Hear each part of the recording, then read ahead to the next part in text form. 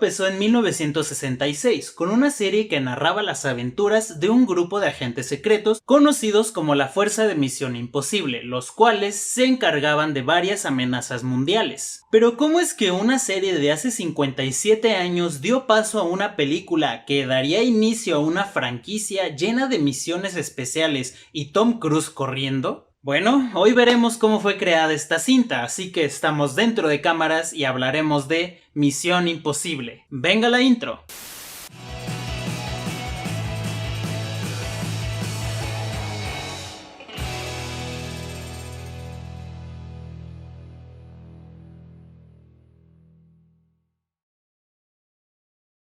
Bueno, les resumo la historia. La serie original llamada Misión Imposible comenzó su emisión en 1966. Le fue bien, pero sería cancelada en 1973. Los derechos estarían en venta hasta que en 1982 Paramount Pictures adquirió los derechos. Por lo tanto, revivió la serie en 1988. Sin embargo, la productora ansiaba hacer una película acerca de las misiones imposibles, pero no habían encontrado la forma adecuada de llevar esta historia al cine. Así pasarían los años hasta que un joven actor que se volvió la sensación de Hollywood decidiría traer al equipo de superespías al cine de una forma definitiva. Este actor era Thomas Cruise Mapother IV, o sea, Tom Cruise. Veamos, él ya había debutado en 1981 en un rol muy secundario en Endless Love. Fue saliendo en diferentes roles hasta que en 1985 saldría en Legend, y el siguiente año, 1986, saldría en Top Gun,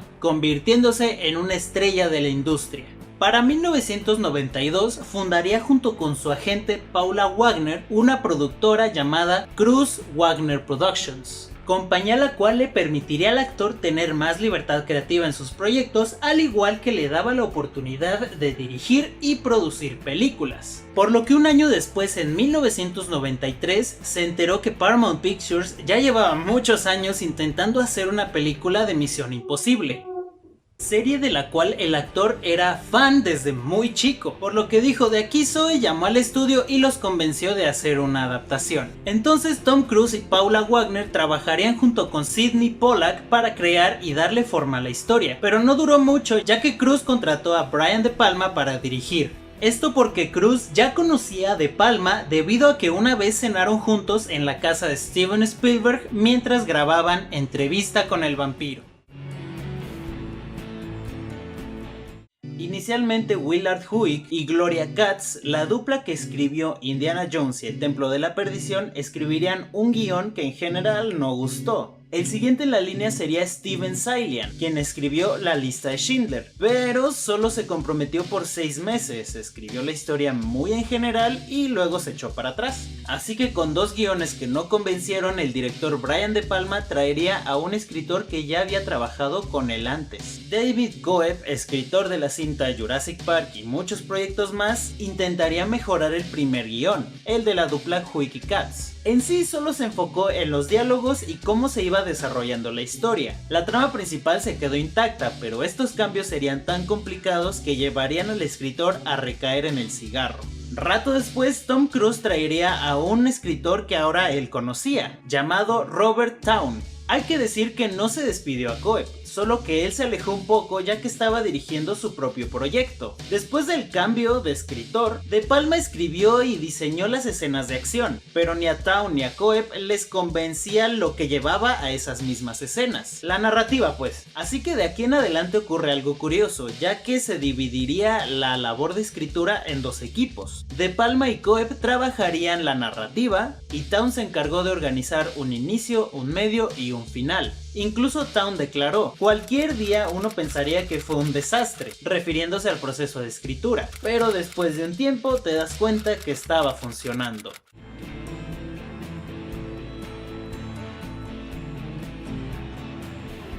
Como el joven y hábil espía de las FMI, tenemos a alguien nada mencionado en este video, Tom Cruise. Ya les di un resumen de él antes, así que continuemos.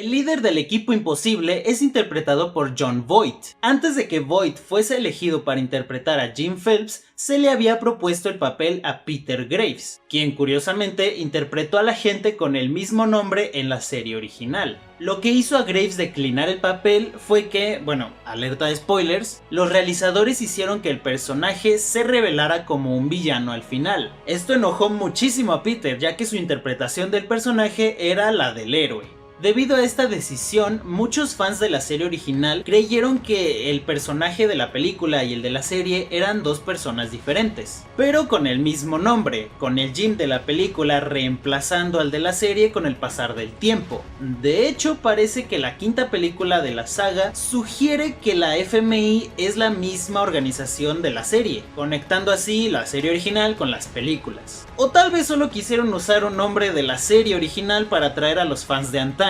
Sea como sea, es algo interesante para contar. Como Claire Phelps, la esposa del villano e interés romántico del protagonista, tenemos a la actriz francesa Emmanuelle Berth. Henry Czerny es Eugene Kittredge, el director de las FMI, el cual volvió a aparecer en la saga 26 años después, en 2023. También tenemos a Jean Reno como el piloto Franz Krieger, Ving Rhames como Luther Stickell, un hacker el cual es el único personaje, además de Tom Cruise, en salir en todas las películas de la saga. Max Mitsopoulos es una dealer de armas, la cual es interpretada por Vanessa Redgrave. Curiosamente, este personaje es la madre de la Viuda Blanca, personaje actual en la saga interpretado por Vanessa Kirby, y curiosamente ambos personajes siendo interpretados por dos Vanessas. Kristin Scott Thomas, Ingeborga Dapkунайте, Emilio Estevez, Rolf Saxon y Marcel Lurs se incluyen como otros agentes secretos.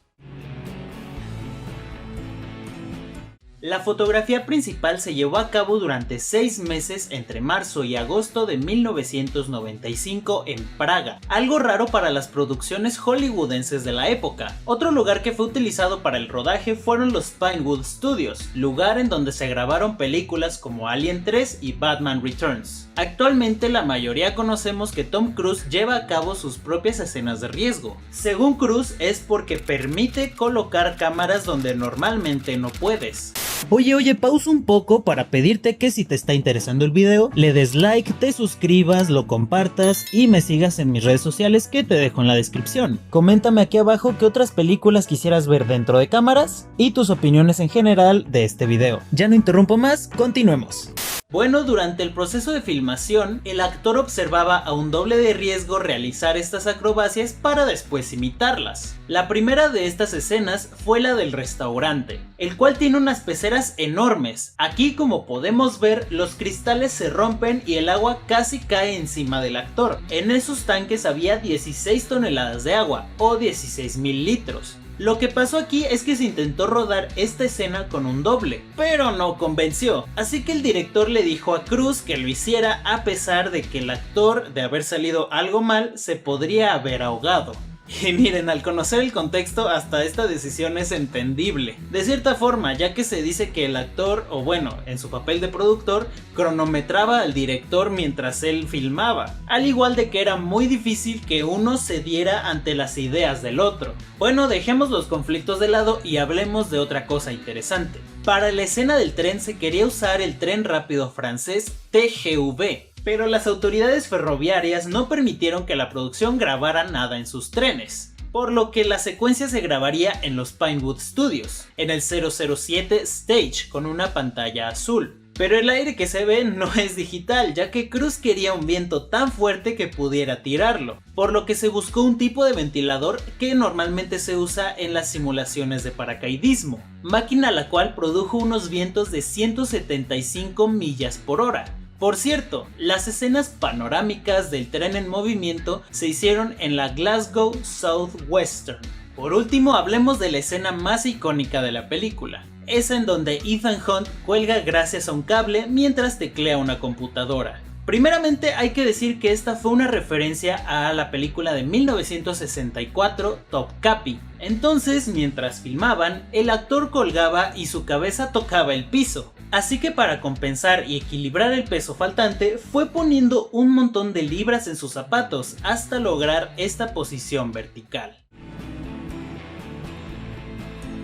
Cuando la producción entregó el metraje, sorprendentemente lo hicieron a tiempo, a pesar de tanto cambio en el guión y problemas entre director y productor, y además por debajo del presupuesto. Esto fue gracias a que Cruise hizo sus propias escenas de riesgo, además de otros factores. Por el lado de la fotografía, hay que destacar que la película fue grabada con cámaras Panaflex y cámaras Westcam, con Stephen H. Burum como director de fotografía. En la edición encontramos a Paul Hirsch, el cual cortó una secuencia de apertura que mostraba más concretamente el triángulo amoroso entre el protagonista, la esposa del jefe y su jefe. Esto fue eliminado por consejo de George Lucas, ya que sacaba a la audiencia de la acción. Y ahora hablemos de la música. Alan Silvestri fue contratado para componerla. Escribió unos 20 minutos, pero su trabajo fue rechazado por Tom Cruise, por lo que se contrató a Danny Elfman, el cual solo tuvo unas pocas semanas para componer la música, así que utilizaría algunos temas de Lalo Schifrin, compositor que creó el tema de Misión Imposible. Incluso Larry Mullen Jr. y Adam Clayton, miembros de la banda U2, crearon cada uno una versión del tema principal de Misión Imposible. Y por último, cabe recalcar que los efectos especiales fueron creados por nadie más y nadie menos que ILM, Industrial Light and Magic. El presupuesto de la cinta originalmente iba a ser de 40 o 50 millones de dólares, pero debido a que Tom Cruise quería crear una pieza muy grande de acción, Paramount subió el presupuesto a 70 u 80 millones, pero al final solo costó 62 millones, de ahí el que hayan entregado la película por debajo del presupuesto, recaudando en su primer fin de semana 45.436.830 dólares. Nacionalmente recaudó 180.981.886 dólares. Internacionalmente juntó 276.716.108 dólares y en total recaudó 457.697.994 dólares. Por cierto, ¿sabían que Apple estuvo involucrado en el marketing de la película? Pues sí, la empresa de electrónicos pagó 15 millones en publicidad para crear un juego de computadora, flyers y anuncios de televisión y también para que se usaran las laptops Apple en la película. Este movimiento fue para mejorar la percepción del público hacia la marca, ya que meses anteriores habían tenido una pérdida de 740 millones de dólares. La película se estrenó el 22 de mayo de 1996 en 3.012 salas, convirtiéndose en la primera película en estrenarse en más de 3.000 salas en Estados Unidos. Recibió críticas positivas con un índice del 66% más o menos. ¿Y por qué tuvo críticas tan promedio? Bueno, la mayoría de estas decían que era una película digerible, pero complicada de entender a veces. Pero recaudó muchísimo, así que las críticas no importan. Pero si hablamos de críticas, hay que hablar